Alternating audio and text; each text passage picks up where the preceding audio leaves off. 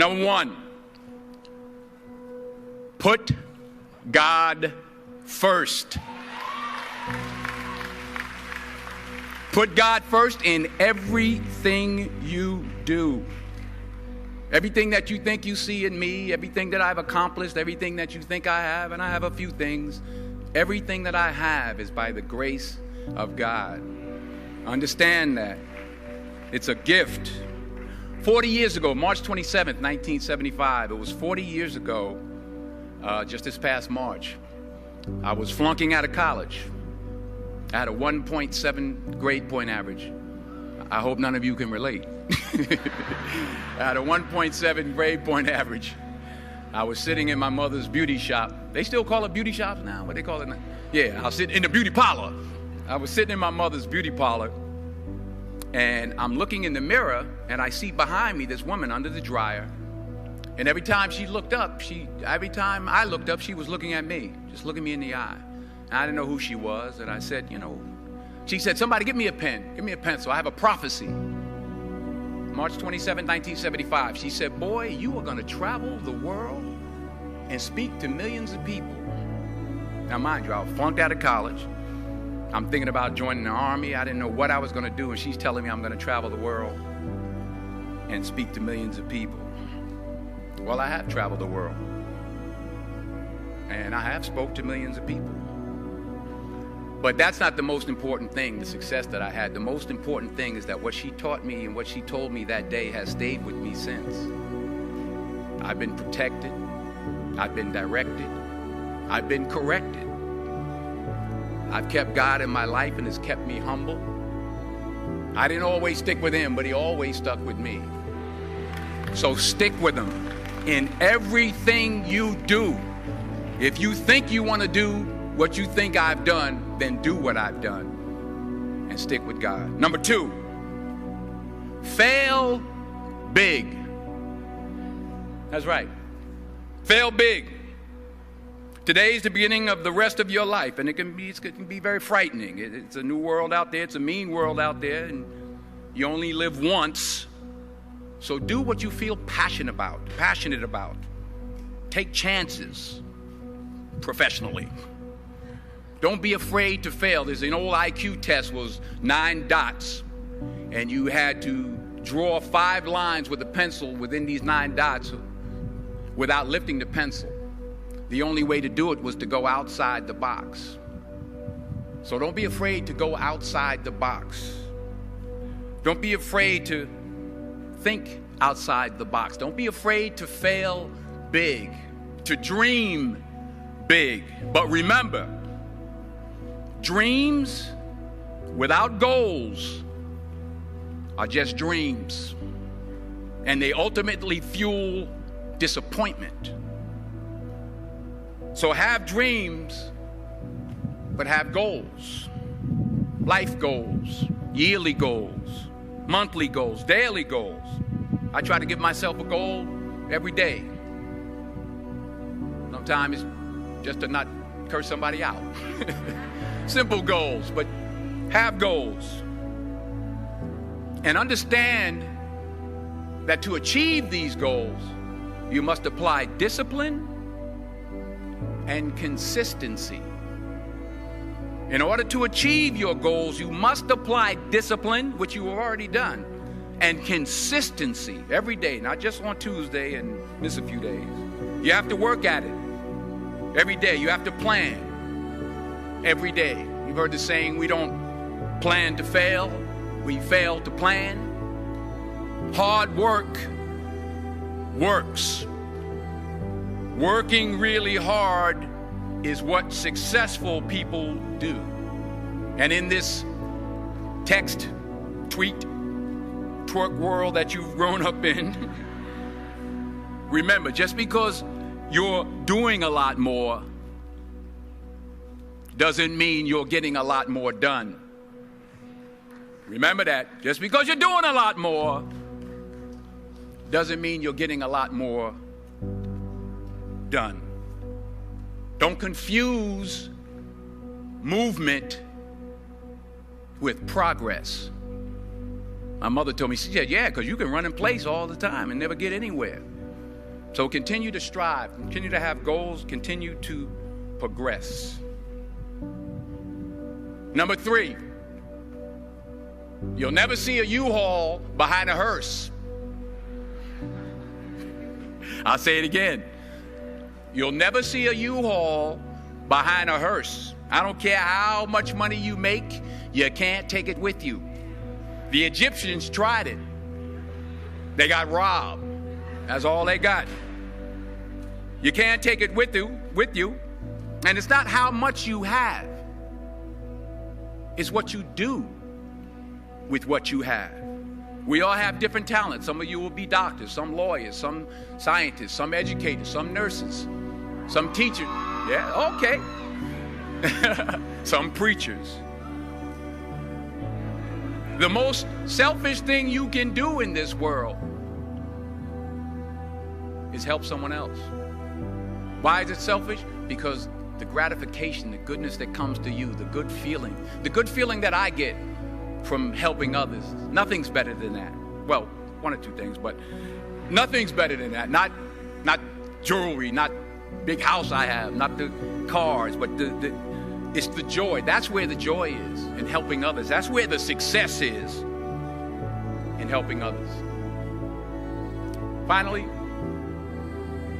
I pray that you put your slippers way under the bed tonight, so that when you wake up in the morning, you have to get on your knees to reach them. And while you're down there, say thank you for grace. Thank you for mercy. Thank you for understanding. Thank you for wisdom. Thank you for parents. Thank you for love. Thank you for kindness. Thank you for humility. Thank you for peace. Thank you for prosperity. Say thank you in advance for what's already yours. That's how I live my life. That's why I am, one of the reasons why I am today.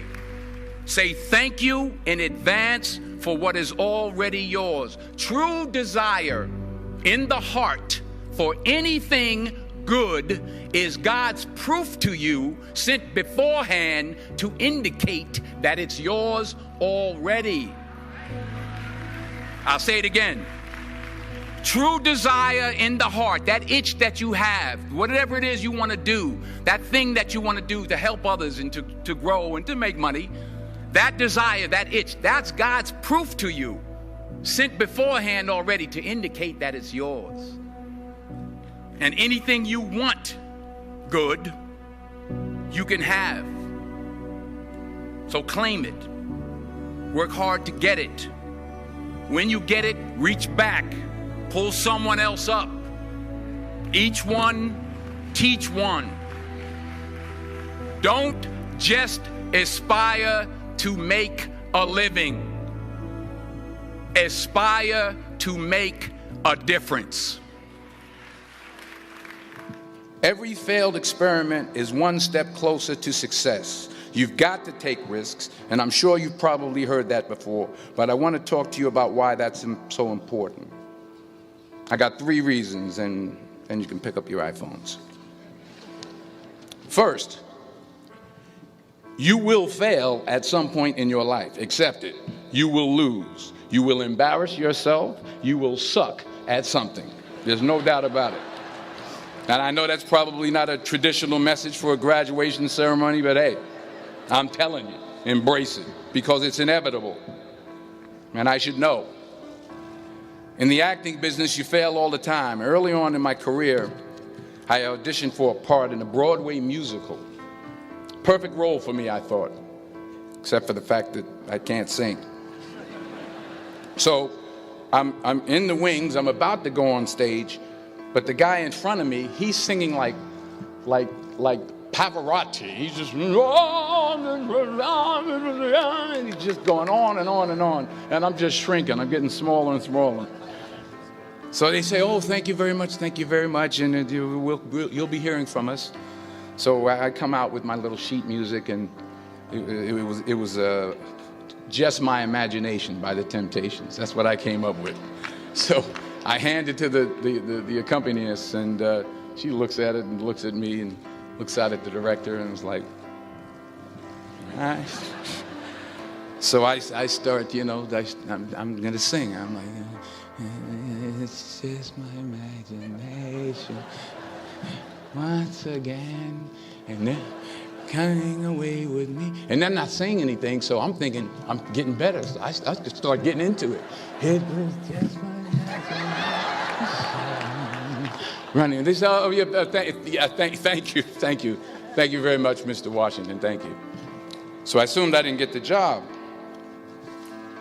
But the next part of the audition, he called me back. The next part of the audition is the acting part of the audition.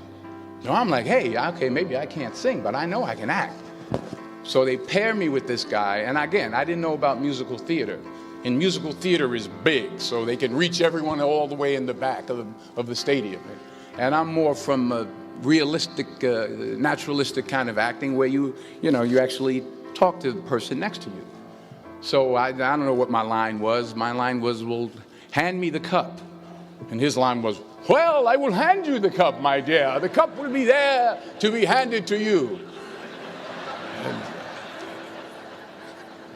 I said, oh, okay. Well, should I give you the cup back? Oh, yes, you should give it back to me because you know that is my cup and it should be given back to me. I didn't get the job. But here's the thing. I didn't quit. I didn't fall back. I walked out of there to prepare for the next audition, and the next audition, and the next audition. I prayed. I prayed, and I prayed. But I continued to fail, and fail, and fail. But it didn't matter, because you know what? There's an old saying, you hang around the barbershop long enough, sooner or later you're going to get a haircut. So you will catch a break, and I did catch a break. Last year, I did a play called Fences on Broadway. Someone talked about it. Won the Tony Award. And I didn't have to sing, by the way. But here's the kicker. It was at the Court Theater. It was at the same theater that I failed that first audition 30 years prior. The point is, and I'll pick up the pace, the point is every graduate here today has the training and the talent to succeed. But do you have the guts to fail? Here's my second point about failure. If you don't fail, you're not even trying. I'll say it again. If you don't fail, you're not even trying. My wife told me this great expression. To get something you never had, you have to do something you never did. Les Brown's a motivational speaker. He made an analogy about this. He says, imagine you're on your deathbed, and standing around your deathbed are the ghosts representing your unfulfilled potential. The ghost of the ideas you never acted on. The ghost of the talents you didn't use. And they're standing around your bed, angry, disappointed, and upset. They say, we came to you because you could have brought us to life, they say. And now we have to go to the grave together. So I ask you today, how many ghosts are going to be around your bed when your time comes? You've invested a lot in your education, and people have invested in you. And let me tell you, the world needs your talents. Man, does it ever. I just got back from Africa like 2 days ago, so if I'm rambling on, it's because I'm jet lagged. I just got back from South Africa. It's a beautiful country, but there are places there with terrible poverty that need help. And Africa is just the tip of the iceberg. The Middle East needs your help. Japan needs your help. Alabama needs your help. Tennessee needs your help. Louisiana needs your help. Philadelphia needs your help. The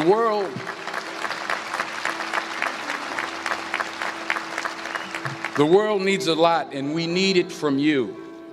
We really do. We need it from you young people. I mean, I'm not speaking for the rest of us up here, but I know I'm getting a little grayer. We need it from you, the young people, because remember this. So you got to get out there.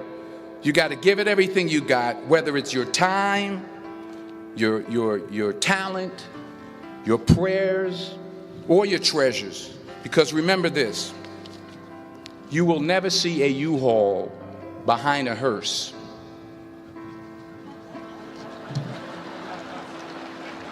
I'll say it again. You will never see a U-Haul behind a hearse. You can't take it with you. The Egyptians tried it, and all they got was robbed. So the question is, what are you going to do with what you have? I'm not talking about how much you have. Some of you are business majors. Some of you are theologians, nurses, sociologists. Some of you have money. Some of you have patience. Some of you have kindness. Some of you have love. Some of you have the gift of long suffering. Whatever it is, whatever your gift is, what are you going to do with what you have? All right, now here's my last point about failure. Sometimes it's the best way to figure out where you're going. Your life will never be a straight path. I began at Fordham University as a pre-med student. I took a course called cardiac morphogenesis. I still can't say it. Cardiac morphogenesis. I couldn't read it. I couldn't say it. I sure couldn't pass it. So then I decided to go into pre-law, then journalism. And with no academic focus, my grades took off in their own direction. Yeah, down. I was a 1.8 GPA one semester, and the university very politely suggested that it might be better to take some time off. I was 20 years old. I was at my lowest point. And then one day, and I remember the exact day, March 27th, 1975, I was helping my mother in her beauty shop. My mother owned a beauty shop up in Mount Vernon. And there was this older woman who was considered one of the elders in the town. And I didn't know her personally, but I was looking in the mirror, and every time I looked at the mirror, I could see her behind me, and she was staring at me. She just kept looking at me. Every time I looked at her, she kept giving me these strange looks. So she finally took the dryer off her head and she said something I'll never forget. First of all, she said, "Somebody give me a piece of paper. Give me a piece of paper." She said, "Young boy, I have a prophecy, a spiritual prophecy." She said, "You are going to travel the world and speak to millions of people." Now, mind you, I'm 20 years old. I'm flunked out of school. In fact, like a wise ass, I'm thinking to myself, maybe she's got something in that crystal ball about me getting back into school next fall. But maybe she was on to something, because later that summer, while working as a counselor at the YMCA camp in Connecticut, we put on a talent show for the campers. And after the show, another counselor came up to me and asked, "Have you ever thought about acting? You're good at that." So when I got back to Fordham that fall, I got in and I changed my major once again for the last time. And in the years that followed, just as that woman prophesied, I have traveled the world and I have spoken to millions of people through my movies. Millions who up till this day couldn't see me, who up till this day I couldn't see while I was talking to them, and they couldn't see me. They could only see the movie. They couldn't see the real me. But I see you today, and I'm encouraged by what I see. And I'm strengthened by what I see. And I love what I see.